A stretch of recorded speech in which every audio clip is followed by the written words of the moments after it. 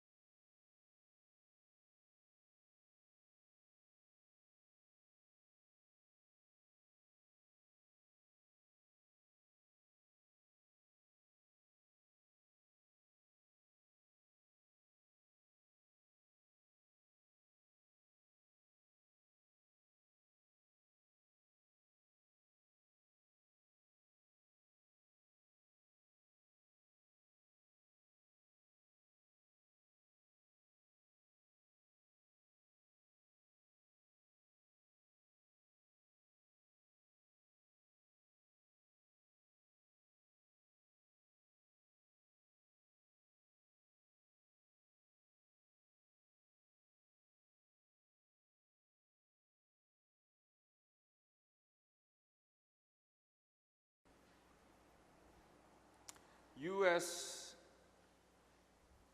and Korea is the strongest ally to each other. Yes. What do you think we have to do to take care of the Chinese power and Russian and North Korea? That's hard to say because they've got so many people. I remember General Eisenhower, when he hit the Yalu River way up north, he intended to invade China. At the time, President Truman told him, good, we'll kill millions. Who's going to feed the rest of the population?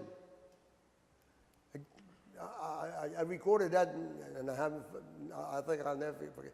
Who's going to take care of who stays behind?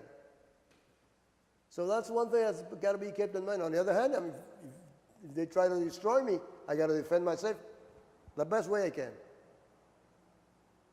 But U.S. economy is heavily depends on Chinese product. Well, from when? That's a good question. What do you mean when? Now, Now, yes. When did it start that way? 1970s. Okay, who's got that food? Don't ask me, you answer to my question. We have the food. There's silos in the States providing food to everybody. In 1953, when I got inducted, I was eating this dried beef meat packed in 1942. That means the United States had reserves to fight for many, many years ahead. And I think the same thing should stand now. Mm-hmm. So that's risky in all ways. Right. And on the other hand, weapons are hard to control now, and they are more vulnerable, or susceptible to anything. So You are one of the few who knows the official definition of the Korean War period by the federal government. Officially, Korean War started in June 25th, 1950, and it ended with the ceasefire signed by the three countries on July 27th, 1953. But the federal government extended up to January 31st, 1955. And that's the Korean War era veteran. Let's go back a little bit back. Where did you get the basic military training? here in Puerto Rico, Camp Tortuguero, Uh-huh. that was harassing. Why? In the States, they only had 3 months of basic training. Over here, 5 months. Ah. And not only that, for Puerto Ricans who couldn't speak English in no way, they would give them, everybody was attached to the whole group, to give them classes in English.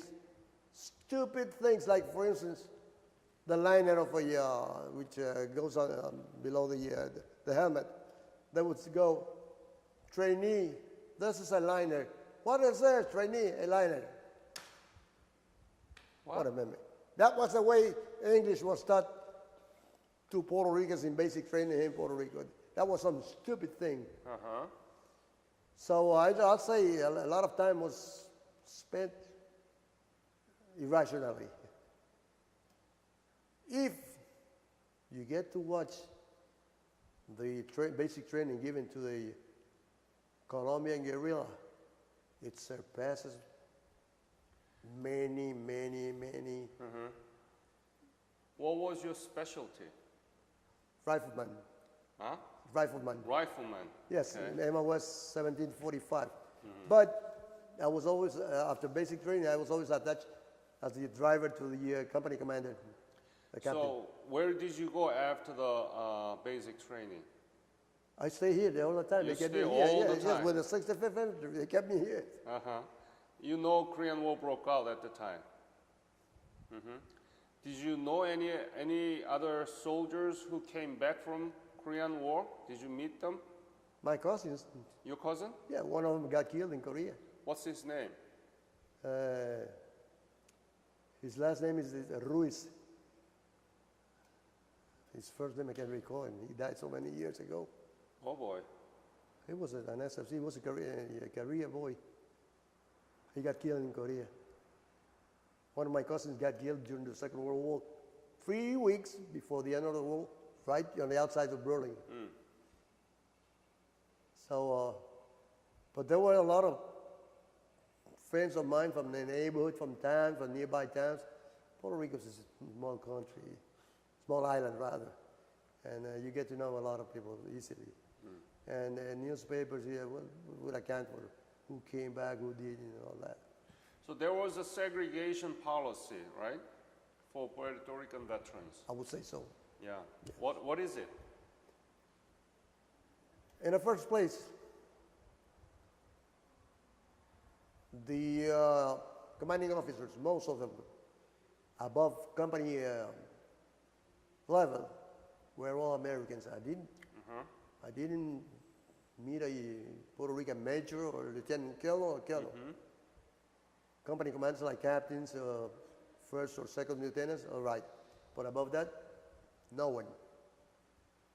What else can you tell, Well, tell audience about this? Discrimination. What kind? Tell me. My FQT at that time was 96, the highest in my company, above the first sergeant. QT? My FQT. What is FQT? AFQT, Armed Forces Qualification Test, at that time. I was supposed to go to a leadership school, which was right there in Tortuguero, where we took the basic training. And at the end of the basic training, they wouldn't send me. They didn't tell me anything. Because you are Puerto Rican. I don't know. When I finally got assigned to the 65th Infantry, so I told him, I can't remember the name of that fellow. He was a clerk in the company, so I told him, De la Cruz, I want to be sent to a school or something. What kind of school? Well, send me to a cooking school. I want to learn cooking. 3 days later, they sent me to a driving school. It was good. I didn't know how to drive. I learned to drive jeeps, trucks, 2.5-ton trucks. But that was it. No more chances, no more nothing.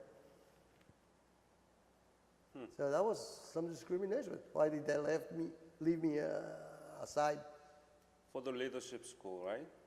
For the leadership school. Well, I was only a boy then, I'd say, 19, 20 years, but still, I met a 21-year-old captain here in Ramey, one of these Air Force shows, when this was active. I asked him, who brought that plane here? I don't know, also a Phantom 7 or something. I brought it. How old are you? 21 years old. This means the United States has that confidence in its youth and displays confidence in who deserves it, no matter how phrase, creed, money, or what. If you've got the brains to do this, you're the one entitled to it. Over here, a lot of things happen. It's not easy to say because if I say this publicly, but I met so many comrades. They claimed they had sugarcane fields on the outside. I didn't have any. Everyone had a house by the beach. I didn't have anyone. So that's a challenging thrust for what? And underneath, that's... Puerto Rico is the territory of the United States. Yes. It's not a state. What do you think about that? We want to become a state. We want to become a state. my bronchi. If this turns into a republic, my passport is ready. Next day, I'll fly back to the States. I got a granddaughter. She's in the military. She's a captain now. She's in the nurse corps. And I lived in New York. I lived in Louisiana and all that. What's the use of staying here now? This would be worse than Cuba, or who knows what else down there. And nothing has happened here because the Americans are tightening on everyone here, and because there's no land over here for anybody to hide. Was it not that? Were it not for that, things would be happening over here. Because I'll say the politicians over here are afraid of 2 or 3 leftists. I'll come, leftists. It depends on all that. They go for them that way. Hell, charge him, challenge him, tell him what the score is. So we're hoping that somebody back in Congress hears us, listens to us, and finally decides to give us a statehood. We deserve it. We've been in a possession since 1898, American citizens since 1917. Now they're having these votings for presidential votings. They come here for both the Republican and Democratic. But what's the use of voting for that? If I'm not entitled to vote for the President of the United States, you know that? I know. What is the impact of your military service upon your life? Wonderful. Had it not been for it, I wouldn't have been able to go to college. And I attended the University of Puerto Rico, and I'm real proud about it. What did you study? Natural science, biology, and chemistry. Very good. Very, very good. Do you have any other story you want to share with me? I don't know. We kept on moving back and forth, going to the beaches, go fishing, all that. Something might arise. But do you have any message to young children of the United States and Puerto Rico? Join the military. Why? It pays off. It's a duty, I consider it. Join it. Show the nation you are one of them. Be proud of it.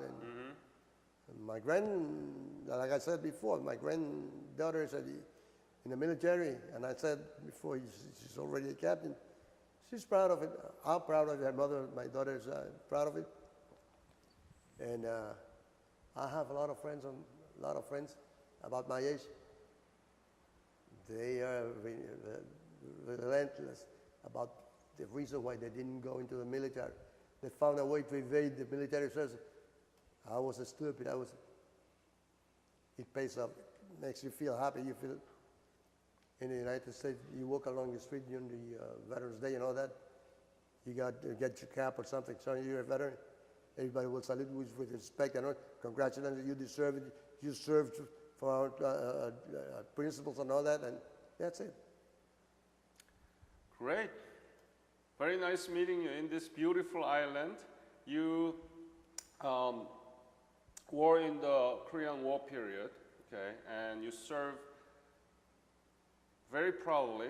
Definitely. In the Puerto Rico, and I'm so glad that you joined us, okay, so that our interview can be preserved for the young generations to learn from your experience and your service. I told you, they kept me serving here in Puerto Rico, but they took me back to Camp Kilmer, New Jersey for discharge. On our way there, we stopped by at Gitmo, Guantanamo. This is very funny. Eventually, I was an instructor trainer for lifeguarding and CPR first aid. I was the one chosen by the federal government to go there and recheck the lifeguards, the CPR instructors, and all that. That's funny, eh? Mm-hmm. All right, thank you. If they accepted me again in the Army, I'll gladly go. It's a pity that years they measure them in a way that do not walk together parallel. Age, no, you can't be a soldier because you're too old. No. Perhaps that's also. Winston Churchill wasn't a young man. Right. He was prime minister. He did his way good. President Truman, he wasn't a teenager. He did what he had to do. Hadn't he taken that decision of dropping the A-bomb, what would have happened? Right. Thank you very much again. Thank you, too. And what's going to come out of this? We're going to upload this interview into the internet so that everybody can see it. Okay? I see. All right. Thank you.